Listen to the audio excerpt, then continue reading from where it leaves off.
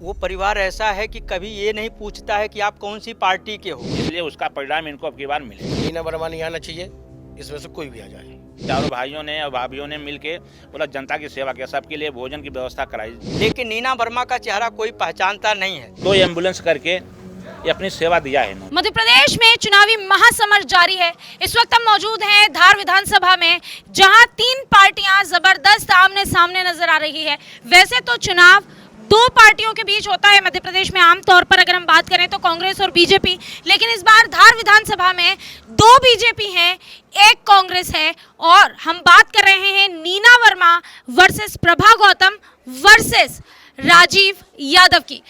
ये 3 जो प्रत्याशी हैं, इनके नाम हम बार बार लोगों के मुंह से सुन रहे हैं और इन्हीं तीनों के ऊपर मतदान हो रहा है। अब हम बात करेंगे यहाँ पर मौजूद कुछ लोगों से और जानेंगे कि उन्होंने अपने दिल में किसके लिए जगह बनाई है। तो मैं आपका शुभ नाम जान सकती हूँ? मनोज मकवाना। मनोज जी, चुनाव जो चल रहे हैं, लोगों का मानना है, अभी तक हमने जब धार विधानसभा में हम घूमे हैं तो लोगों का कहना है कि प्रभा गौतम वर्सेस नीना वर्मा का ये जो मुकाबला है, इसमें प्रभा गौतम लोगों को नजर आती है लेकिन नीना वर्मा नजर नहीं आती। जी मैडम, इसका क्या है, परिवर्तन की लहर है और इस बार परिवर्तन होना है। दूसरी चीज़, जो वर्तमान विधायक है, जो अभी तक लोगों ने आपको जो बताया है वो सत्य बताया है कि चुनाव आते हैं, चुनाव के समय दिखते हैं, चुनाव हुआ कि फिर वो कहाँ रहते हैं किसी को पता नहीं। और परिवर्तन की लहर है इस बार। तो आप भी परिवर्तन की लहर के साथ जाएंगे? मुझे तो पूरी उम्मीद थी कि इस बार तो कोई ऐसा मिलेगा जो कहेगा कि नहीं, हम भारतीय जनता पार्टी को वोट देंगे। नहीं, इस बार पूरा परिवर्तन है मैडम। तो ये परिवर्तन सिर्फ धार विधानसभा की वजह से या कमलनाथ के चेहरे पर वोट दे रहे हैं? नहीं, कमलनाथ तो ठीक है, लेकिन ये जो धार विधानसभा में भी देखा जाए, कभी विधायक का चेहरा, पीतमपुर में इतने लोग खड़े हैं, इनसे पूछ लीजिए आप कि कितने लोग इनको जानते हैं। तो धार विधानसभा में आप प्रभा गौतम जी को जानते हैं? जानते हैं ना। क्या वो आपको जानेंगी? बिल्कुल।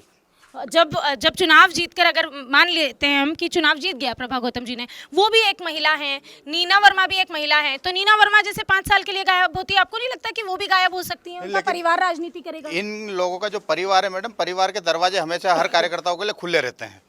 कभी भी किसी भी समय अगर कोई भी व्यक्ति, कार्यकर्ता जाता है, उनकी बातें सुनी जाती है और उनके सुख दुख में खड़े होते हैं।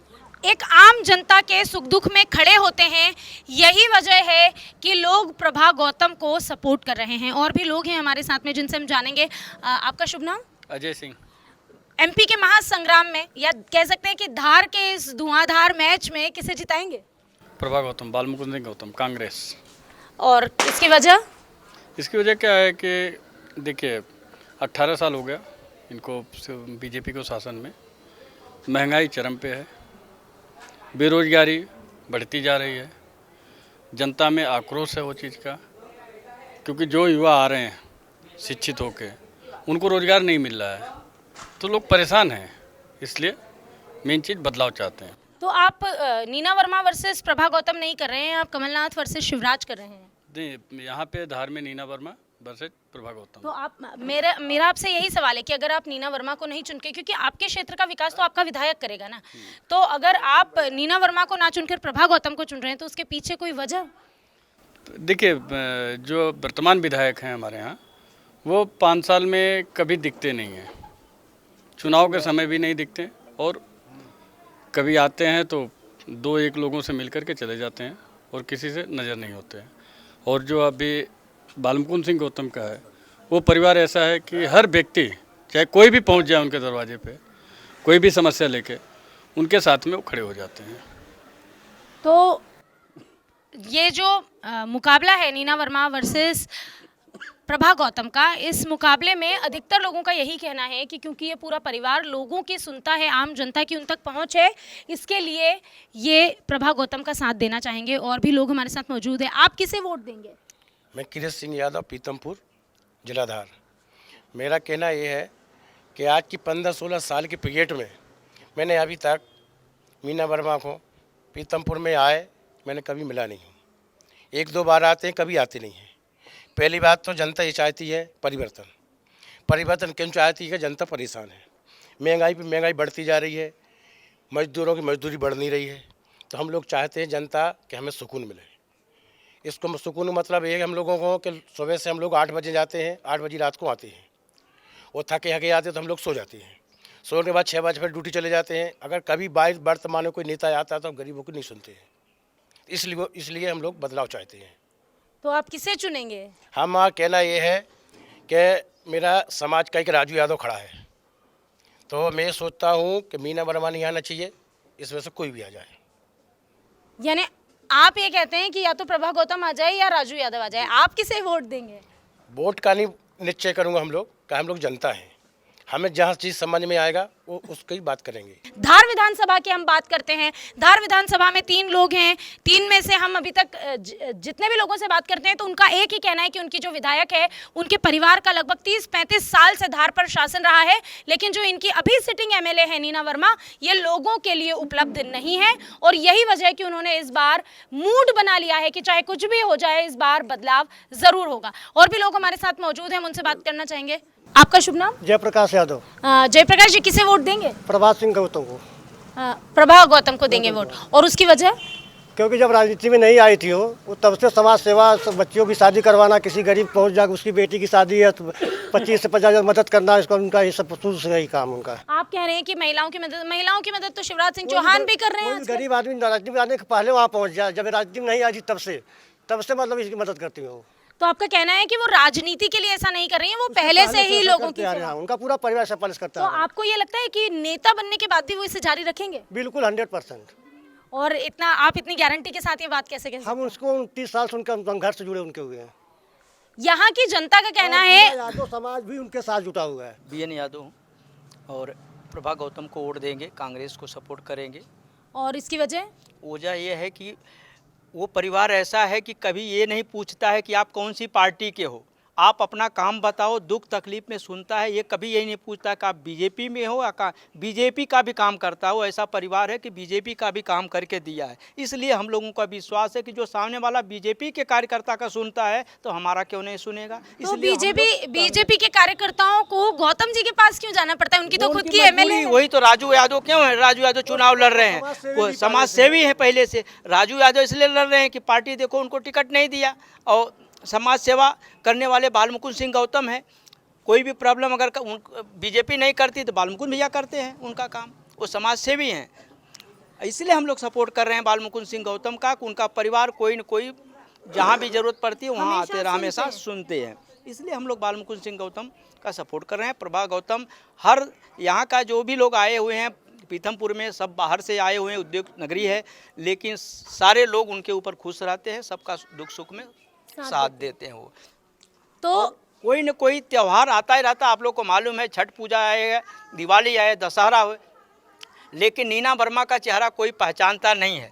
कोई नहीं देखेगा कि हाँ किस त्यौहार में आए, लेकिन ये हर त्यौहार में, छठ पूजा में, हर त्यौहार में ये सामने आती हैं और सबका दुख सुख सुनते हैं। इसलिए सब लोग सपोर्ट कर रहे हैं अप्रभा। तो ये जो क्षेत्र जहां हम खड़े हैं, ये पीथमपुर क्षेत्र है। यहाँ ये इसी क्षेत्र की वजह से पिछली बार जो हैं वो हार गई थी, हम कह सकते हैं, क्योंकि यही वो क्षेत्र है जिसने उन्हें सपोर्ट नहीं किया था प्रभा गौतम ने। और आज इसी क्षेत्र के लोगों का कहना है कि अब इन्हें परिवर्तन चाहिए।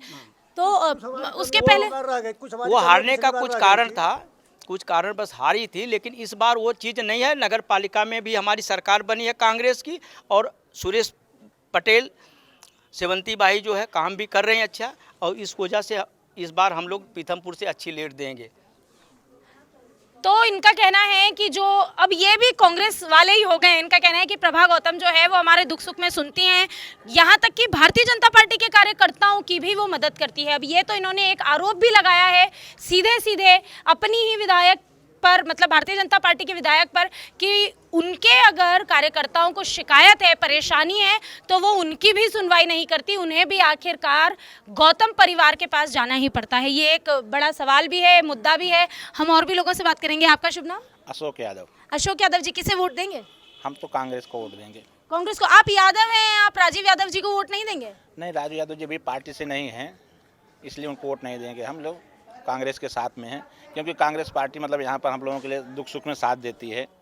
और ये परिवार ऐसा है, गौतम परिवार ऐसा है जो मतलब हम लोगों के लिए मतलब बहुत कुछ करता है। तो जो गौतम परिवार है उसका हमेशा साथ रहने की वजह से आप उन्हें वोट देंगे, या आपकी मानसिकता ही कांग्रेस की है, कोई भी खड़ा होता तो आप नहीं वोट नहीं, हमारे उनके साथ रहने से हमारा व्यवहार उनका है।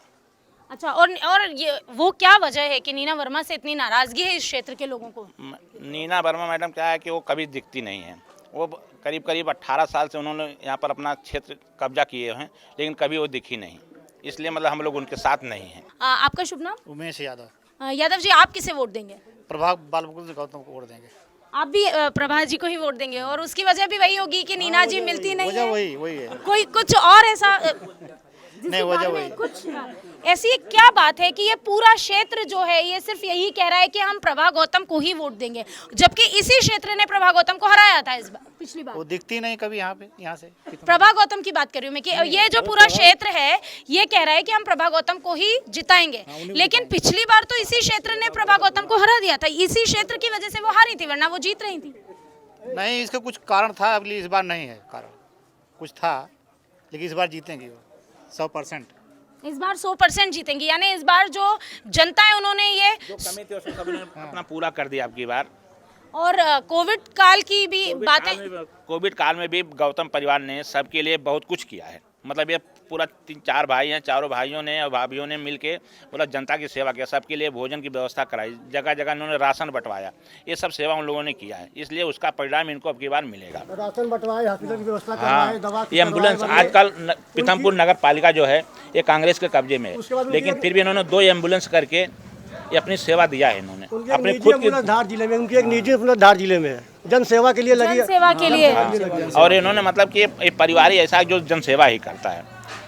तो लेकिन फिर भी मतलब ये 2 बार हारी हुई है, एक बार तो उन्होंने जीता, एक कोर्ट से हराया गया था, लेकिन बाद में जब कोर्ट केस हुआ तो बाद में उनको जीत मिली थी। हाँ। और वो बालमुकुंद गौतम थे जिनको जो एक वोट से हारे थे, लेकिन बाद में जब फैसला आया तो फिर यही फैसला आया कि गौतम जी ही जीते थे।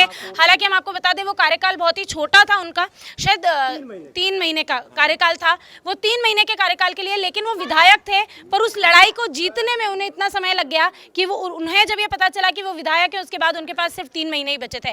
इस परिवार के बारे में लोगों का ये कहना है कि वो त्रासदी जिसे पूरे विश्व ने झेला है, जिस समय हर आदमी रो रहा था, जिस समय उनकी आंखों से आंसू आ रहे थे, हर आम आदमी अपनी छोटी छोटी जरूरतों के लिए परेशान हो रहा था, उस घड़ी में ये परिवार उनके साथ कंधे से कंधा मिलाकर खड़ा था।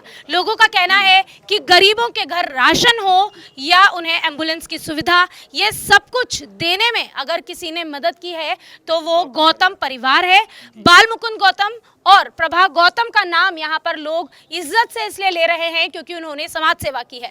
तो यहाँ की जनता ने जो मूड बनाया है वो साफ नजर आता है, एक तरफा नजर आता है कि लोग इस बार कांग्रेस और प्रभा गौतम का ही साथ देने वाले हैं, और इसकी वजह कोई नाम नहीं है, इसकी वजह कोई बड़ा कार्यक्रम नहीं है और कोई बड़ा वादा भी नहीं है। हम आपको बता दें कि प्रभा गौतम ने कोई भी ऐसा बड़ा वादा अपनी जनता से नहीं किया है जो बाकी क्षेत्रों में, विधानसभा क्षेत्रों में नेता कर रहे हैं। उन्होंने अपना कोई वचन पत्र जारी नहीं किया है, लेकिन जनता उनके काम को देखकर उनके साथ चलना चाहती है और जनता ने इस बार मूड बनाया है। क्योंकि मैं जिस विधानसभा क्षेत्र में, धार विधानसभा क्षेत्र के मैं जिस क्षेत्र में अभी खड़ी हूँ, पीथमपुर क्षेत्र, आपको बता दें हम दिन भर से आज यहाँ इसीलिए बने हुए हैं क्योंकि ये वो जगह है जो एक बार उनकी हार का कारण बनी है, लेकिन अब इस क्षेत्र ने भी यह तय कर लिया है कि जो हमारे दुख सुख में खड़ा रहा उसे ही हम अपना नेता चुनेंगे, क्योंकि नेता कोई राजा नहीं होता, नेता जनसेवक होता है। बहरहाल विधानसभा चुनावों में किसकी जीत होगी, किसकी हार होगी,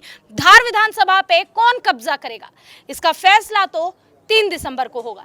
लेकिन 3 दिसंबर के पहले जनता ने जो अपना मन बनाया है वो यहाँ साफ नजर आ रहा है।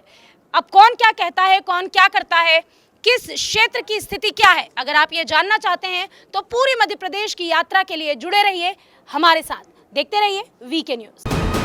वीके न्यूज़, राष्ट्र के नाम।